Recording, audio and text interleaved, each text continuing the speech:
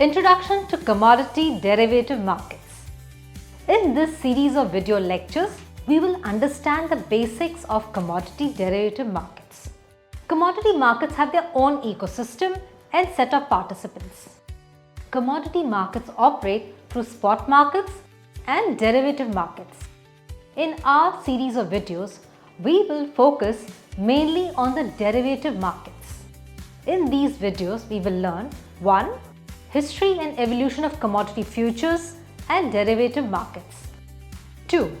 What are derivatives and where are they traded? 3. Why are commodity derivative markets required? 4. Participants in commodity markets.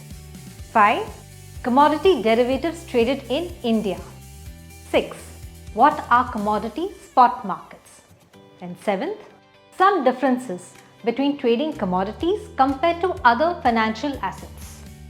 So let's begin with our first lesson, History and Evolution of Commodity Futures and Derivative Markets.